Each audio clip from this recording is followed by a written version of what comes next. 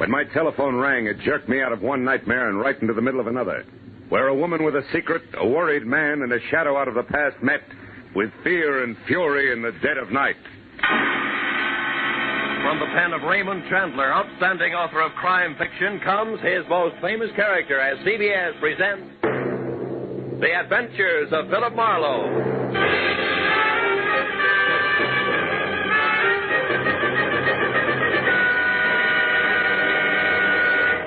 And now, with Gerald Moore, starred as Philip Marlowe, we bring you tonight's exciting story, The Friend from Detroit. There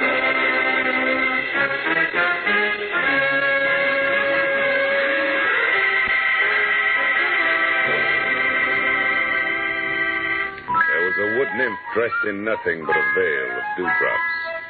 She was pirouetting from one huge bluebell to another on gossamer wings. And with every turn, she smiled and came closer. But just as I reached out for a hand, something happened. The bluebells changed into old tomato cans and started to ring. A bandy-legged little man with a jackhammer went to work on my head. I fell over a cliff, and just before I landed on a red-hot pile of broken Scotch bottles... Oh, I woke up. But the jackhammer didn't stop. I switched on the light and looked at my watch. It was 1 in the a.m., and the phone on my bed table was screaming for an answer. Hello? Marlowe, this is Dave. Betty's gone. She's in trouble. You got to help me, Marlowe. You got to come over to my apartment right away. Wait a minute. Who is this? Dave Pryor. I run the coffee joint in the corner. You know me. Yeah, sure, Dave. I remember. What's the matter? My wife, Betty, she's gone. You got to help me. Dave, it's 1 o'clock in the morning. I'm in bed. Besides, you know I don't monkey with family quarrels. It's not like that, Phil. Believe me, I'm scared for her. Phil, please, come over to the apartment. 2,000 Beechwood right away. It's a matter of life. Okay, I'll be there in 10 minutes.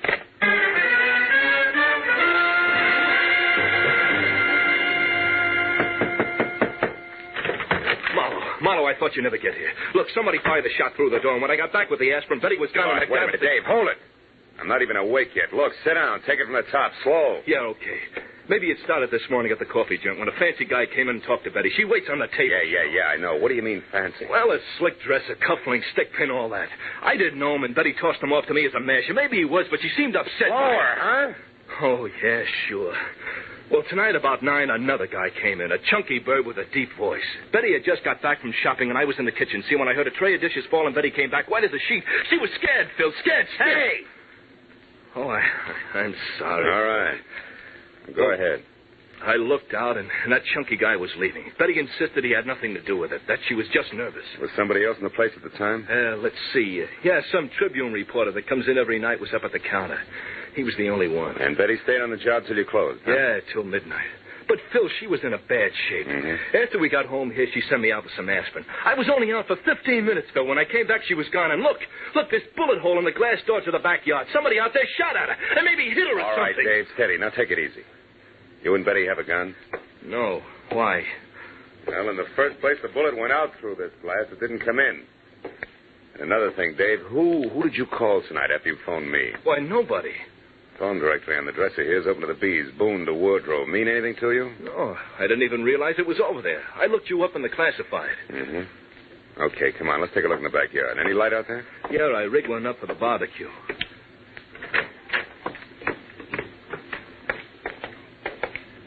Look, Marlowe, there must take be it something easy. Now, we'll straighten this out, believe me. Let's see. The line of sight seems to run somewhere between the barbecue and the gate. No footprints, though. Maybe. Marlowe. Marlowe, here by the tree. It's a hat. Gray snap brim, initials VR on the sweatband. VR. Mean anything to you? Why, no. What? Sure. That's Van Remeny's hat. He's the newspaper guy I told you about. Tribune reporter that was in your place tonight? Yeah. Why should he be dodging bullets in your backyard? I don't know. Dave, where's Betty from? Detroit. When she came out here, I gave her a job. And then you both fell for each other and got married, huh? Yeah, 2 years ago next month. And we've been happy, Phil. We've been... Yeah. Now, look, Dave. Why did you call me instead of the cops? I guess I'm afraid she's mixed up in something bad. You know, if it turns out that way, I'll have to call them myself. Okay, Phil. But you're on my side until you know for sure. Yeah. All right, now you stay here, close to your phone. Okay. I'll check with you. Right now, I got to get a line on a bare-headed reporter. He can get us started if he hasn't lost anything more than his hat when I find him. So long, Dave.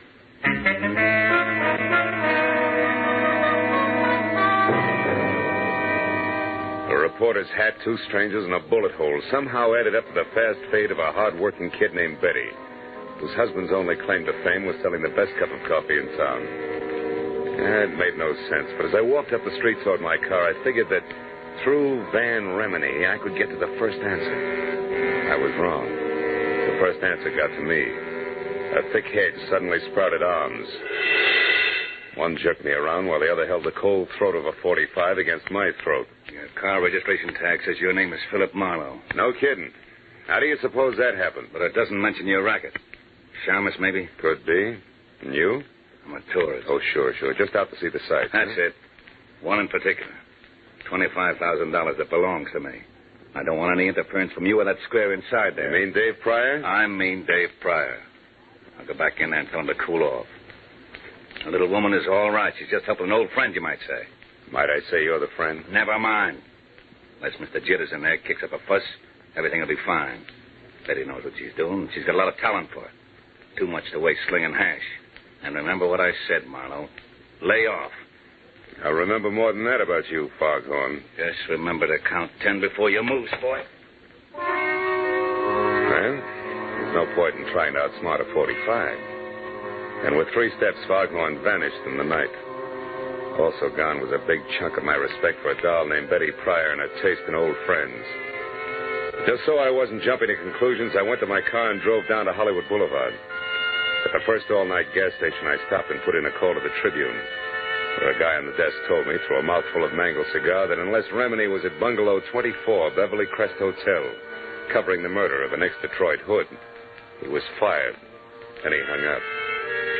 But the one word Detroit made the call a jackpot, so I headed for the hotel on the double. It was pink and Spanish and squatted in a grove of well-behaved palm trees at the edge of a domesticated jungle, which gave the illusion of privacy to a string of bungalows that weren't. But number 24 had all the privacy of a glass-faced cutaway beehive when I pulled up in the middle of 2 squad cars and an ambulance and went inside. Sprawled on the floor in front of a desk was a very well-dressed Exhibit A. Complete with cufflinks and stickpin and presiding as usual was Detective Lieutenant Ibarra, who didn't see me until I walked up beside him. What are you doing here, Marlowe? I can smell blood clear across town. What's the story, Ibarra? The name is Spec Willard, a gambler from Detroit. Retired out here to California a few years back to play horses and women. He was shot to death at about 8 o'clock tonight by a person or persons unknown. Another gang job? No, I don't think so. Looks more like armed robbery that got out of hand. How so? We found a currency wrapper from a local bank that read $25,000 in an open drawer in the bedroom. And one of the bellhops saw a woman, unidentified so far, run out of here about the time the coroner says that Willard was shot. A woman? Yeah. That fits because he was known to be quite a nightclubber and general playboy. You wouldn't happen to know something about this woman, would you, Marlowe? Me? Certainly not. No, I'm after a man, a live one, I hope. Mm-hmm. Well, look, Marlowe, take this nickel. In case you should just happen to hear something, I want you to spend that on a phone call to the police department. Now, who is it you're looking for? A Tribune reporter named Van Remini, you know him? Unfortunately, that's him over there, the sticky-fingered one by the window, swiping that book of matches just now, the one without a hat. Oh, yeah, I know. Thanks, Lieutenant. I'll see you. Hey, Remini, can I talk to you a minute? Yeah, sure. What's on your mind? I'm Philip Marlowe, private detective. Don't apologize. What's up, Marlowe? Know a girl named Betty Pryor? Pryor? Mm-hmm, yeah. Yeah. She and her husband run a one-arm joint on Franklin, don't they? That's right, Remini. I understand Betty got into a little trouble tonight. Heard about it? Nope. Wouldn't worry, though. Trouble's not new to Betty. Yeah, that's one popular school of thought. Incidentally, you seem to be going a long ways out of your way on this run-of-the-mill murder story, Remini. You're taking a long way around to the point, pal. Get with it. I'm in a hurry. Okay, pal. But keep it under your hat, won't you? A gray one, I mean. Oh, so that's how... Yeah, that's the way it is, yeah. Now, do you mind telling me what you saw in Pryor's backyard tonight? You name it. Shall I play dumb or lie? Suit yourself. See, my press card's just as good as your license, sweetheart. It gets me in, gets me out again. In my dodge, that's called reporting. Remini, I'll squeeze the truth out of you eventually. I'm sorry, I can't wait. Got a deadline. Anything else? Yeah, one thing, a match. Yeah, sure, Marlowe. Anytime. Thanks. Mm-hmm. And, Remini. Yeah? Don't hang on too long, huh? Liable to singe your pinkies. The reporter blew out the match and looked at me steadily for a moment. And his lips shaped a word I ignored. And then he walked away. I had seen enough of the book of matches he'd stolen to know it was from the Star-Kissed Room, a glossy, glass-roofed dine, dance, and drink emporium near Arthur Murray's studio on Wilshire Boulevard. So I made like I was in for the night and watched Remini leave. All the way to his car, he kept looking back over his shoulder as if he expected to be followed. I waited till he was out of sight, and then I headed for Wilshire in the Star-Kissed Room. But when I got there, it was closed. Remini's car wasn't in the neighborhood, and the only thing that kept the trip from being a total loss was a spotlighted picture. 10 feet square of a sultry, svelte chanteuse labeled Carla Gordon. Whose come-on-in smile and almost costume was a cinch to increase the accident rate of the block by 20%. But then I took another look at her name and got back to business. It started with a B, as in phone book, opened to Boone and Bordeaux.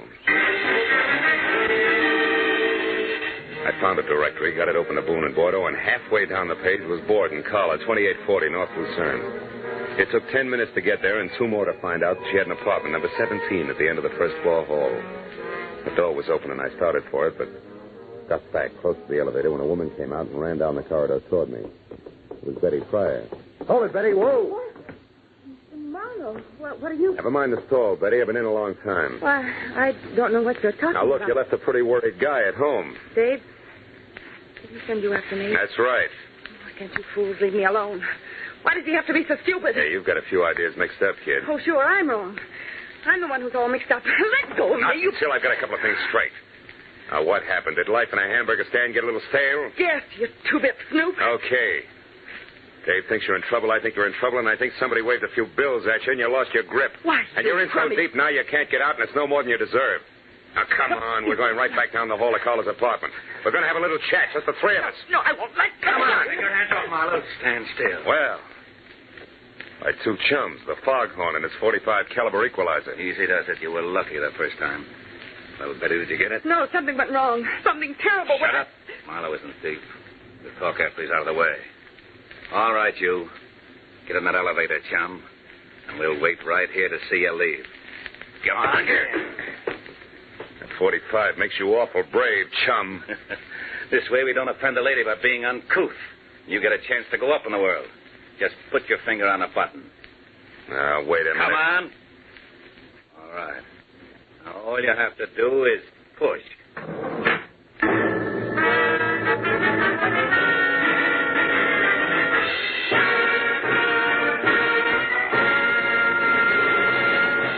In just a moment, we will return to the second act of The Adventures of Philip Marlowe. But first, the most famous neighbors in radio, the Ronald Colemans, will pay Jack Benny a visit again tomorrow as CBS's Great Sunday Night gets underway with another star-studded group of famous entertainers. Amos and Andy, Lum and Abner, Eve Arden as the gay schoolmistress, our Miss Brooks, and Helen Hayes as a hillbilly. These are only 4 more of the 10 great entertainments which will come your way tomorrow night. Go visiting with the Colemans on all of these same stations on The Jack Benny Show. And hear the rest of CBS's Great Sunday Night 10 as they come one by one over most of these stations. And now, with our star, Gerald Moore, we return to the second act of Philip Marlowe and tonight's story, The Friend from Detroit.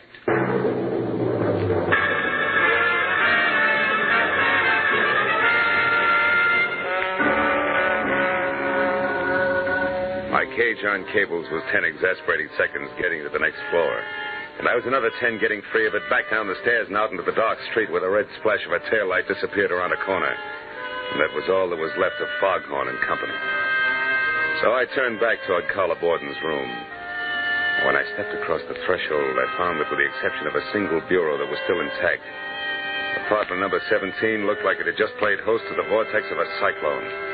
The bed, a chest of drawers, another bureau, a desk, everything was inside out. And in the middle of all that was the body of Carla Borden. Blood from a deep, ugly cut on her head, staining the snow-white front of her Angora sweater. I saw something else, which reminded me that this was not the first corpse of the night. The plush leather frame was shaped like an oversized lifesaver, and in it was the picture of a handsome man, all smiles, inscribed, "With love to my very best girl, Spec Willard. It was 10 minutes before I got through to Lieutenant Ibarra, who was still up at the Beverly Crest Hotel. And after I told him about Carla and her connection with the late Mr. Willard and Betty Pryor and my connection with Dave, I stopped talking and listened. Marlowe, we just learned that Willard had some kind of a $25,000 caper going with one of his old mobster friends from Detroit, named Joe Lazar. So maybe it's something with a voice and active below bottom? The same, Phil. Anyhow, it looks like they worked out a gambling deal for old time's sake. At the last minute, Willard tried to welch on Lazar and got killed for his trouble. And Lazar searched the place until he found the $25,000. No. That part doesn't fit, Ibarra. How so? Well, I've run into Lazar twice tonight. I know he and the money are still strangers. Oh? And after what happened here with the team of Betty and Lazar getting to the singer Carla, I figured they're still looking for it. Also, I figured Carla was somewhere near when Lazar killed Spec Willard, and that she took the money and... Call you later, Ibarra. We got clumsy company in the hall outside. All right, ballerina, get your foot out of that bucket and come on in with your hands up. Well, the man with a very long nose for news. What brings you around, Remini? For one thing, the fact that you got no corner on brains, Marlowe, and for another, who did that to her? Our mutual friend, Betty Pryor, and her running mate. I believe they were looking for $25,000. Did she and Joe Lazar get the money, Marlowe? No, they... Hey, Remini, how did you know the man with Betty was named Joe Lazar? Haven't you heard? I'm a good reporter, Marlowe, the kind that keeps eyes and ears open and mouth shut. It isn't until I know the whole story. Which, as far as you're concerned, is precisely what? That I happen to be... You happen to be? That I happened to be in Dave's restaurant early this evening, where I recognized the only other cash customer is Joe Lazar, an out-of-work mobster from Detroit. He said something to Betty that scared her right out of a tray of dishes, so I figured I'd find out what was going on. I've been in on the show ever since. Yeah, including a corny blackout up at 2000 Beechwood Drive where you lost your hat running away from a bullet. That's right. Yeah. And just so you don't toss and turn when you get around to going to bed tonight, I'll fill in the rest. I followed Betty and Dave from the restaurant to their apartment. I watched her get rid of Dave, and then when I saw Lazar come in, I moved up close to the window. And stayed there until Lazar spotted you and threw a bullet your way? You're very clever. Yes, I am, man. But before that happened, I heard him tell Betty that Spec Willard had talked about a girl singer at the Star Kiss room named Carla Borden.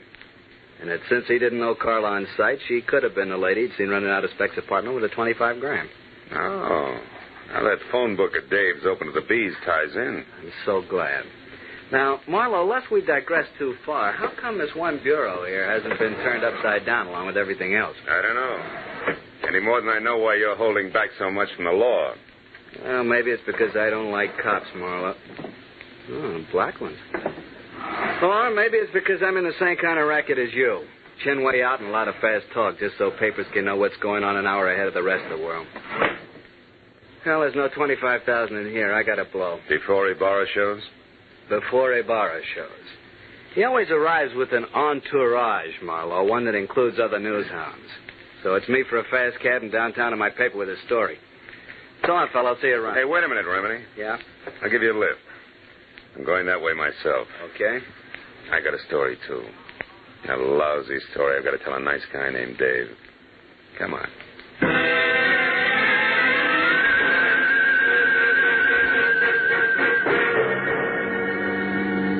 All the time we drove, Remini half-faced me and smoked one cigarette after another while he rattled on about Joe Lazar.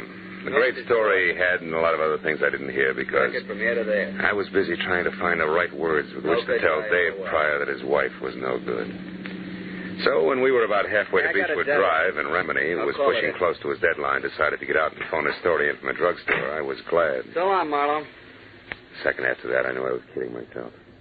Because even with just silence for company, I was still no place with the right words. 10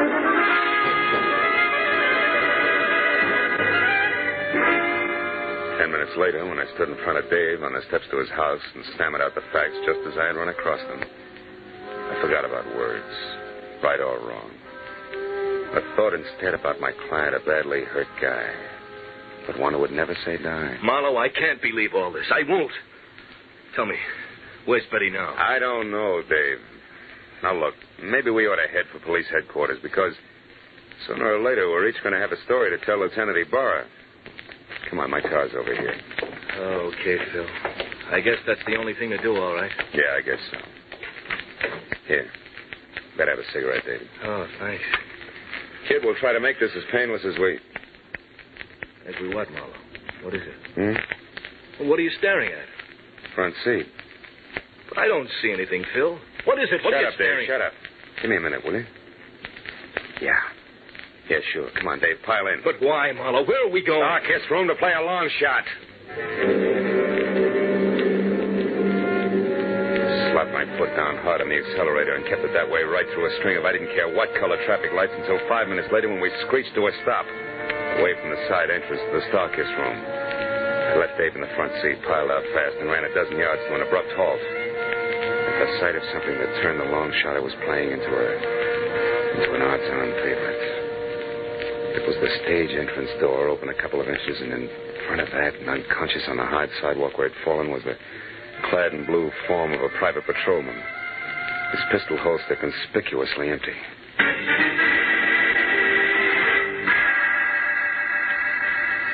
Inside, I slowly picked my way along an L-shaped corridor until I saw a shaft of bright yellow from a flashlight that was moving away from a door marked Carla Borden. It brought me up short and flat against the wall. But then as the man on the other end of the beam of light moved away from me, I got a very steady grip on the .38 in my pocket and started after him. A minute later, he entered the main room of the club, and it was there as he started across the glass ceiling dance floor that I recognized the very self-confident gait of a very self-confident guy. And that made the next move mine. Bar's closed, Remedy, and don't move, Buster, I'll blow your head off. Ah, looks like you're making news this time, good reporter. Or isn't that package in your hand the $25,000 you just found in Carla Borden's dressing room, huh? The same Carla Borden you murdered not an hour ago in an apartment on Lucerne, where you first thought the money was, where Betty Pryor surprised you before you could finish searching, where you later returned in the role of an all-American newsboy so you could get to that last bureau. All right. I've heard enough, Marlowe. But I'm not going to stick around for more details. You make a break and I'll shoot, Remedy. Try it, Eagle. Stop, Remedy, stop! Marlowe, Nice shooting, Marlowe. But don't turn around because where I'm standing it's dark, and where you're standing it's light. Now throw your gun away, fella. Come on, toss it. That's better. All right, Betty. Get over to that dead newspaper guy and get the money. And we'll take care of the private detective here. What do you mean, take care, Joe? I can't go along with murder. Spec Willard's death didn't seem to bother you any? Shut up, Marlowe. Spec Willard. Joe, you killed... Yes, I killed Spec. That Welcher. 8 o'clock tonight. And I had to stay undercover, but still get my hands on the money. So I came to you for help. I didn't tell you about the killing because I didn't think you'd play ball if you knew about it. Now, all that's history now, and I'll still go to your dear husband, Dave, and talk lots about the kind of cheap kid you used to be in Detroit if you don't get moving. Now, what do you say, Betty? Say no, Joe. I also say I made a mistake in the first place, letting you use me to run your filthy errands, just so the guy I love wouldn't have to know about the kind of people I once ran around with before I had any brains. All right. If that's the dumb way you want it, that's the dumb way it'll be. Taking care of 2 years is much harder than taking care of one. What about 3, Lazar? Dave, stay back. No, Marlowe, no. I've stayed back too long already. I've stayed back while Betty has been risking her life to protect what we've got. If you take another step, I'll shoot, kid. I warned you for the last time. Stay back. No, Lazar, I won't. You think it's gun, Lazar? Oh, Dave, you're hit. Yeah. But I'll be all right. I'll be all right now, Betty.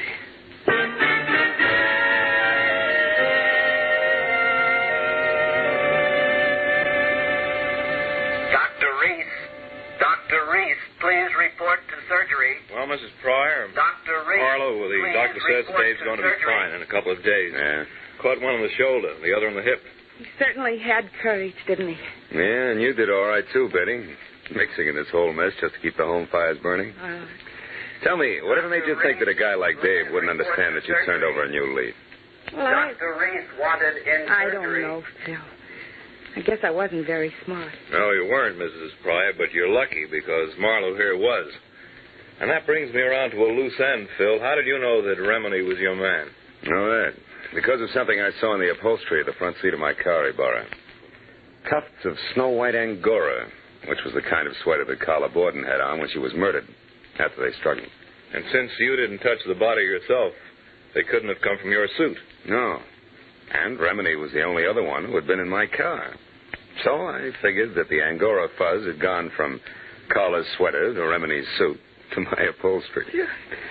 All of which means that Remini must have been in Carla's room before I got there as well as after. See? And then once I thought back about his getting out of my car to phone his story in, I realized that when I dropped him near a drugstore, he had also been near the Star-Kissed room. Yes.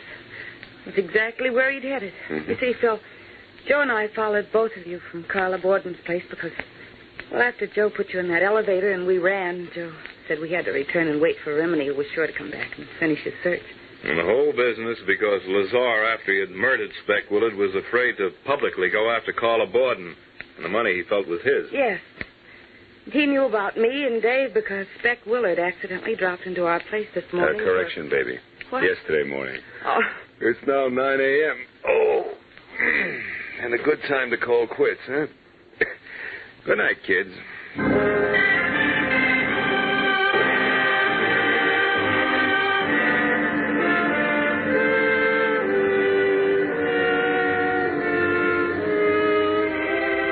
By the time I got back to my apartment on Franklin, it was 10:30 in the too bright morning.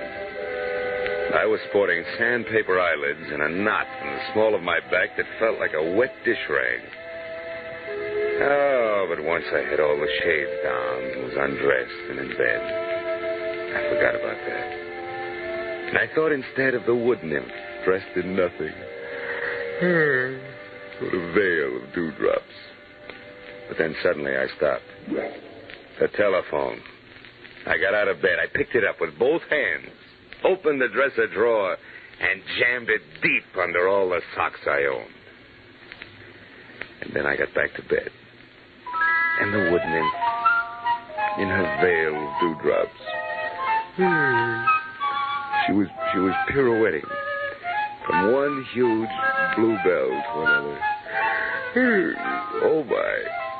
On gossamer wings.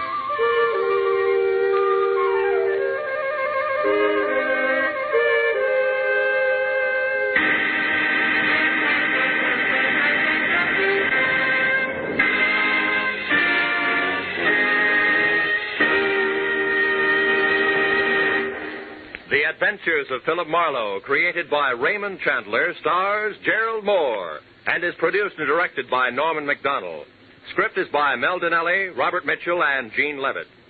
Featured in the cast were Virginia Gregg as Betty Pryor, Peter Leeds as Dave Pryor, Harry Bartell as Van Remini, and Ed Begley as Joe Lazar. Lieutenant Detective Ibarra was played by Jeff Corey. The special music was by Richard O'Runt. Be sure and be with us again next week when Philip Marlowe says... It was a hunt through a jungle of city streets, with danger waiting at every intersection, until halfway through, when the hunters became the hunted, and death brought an end to the game.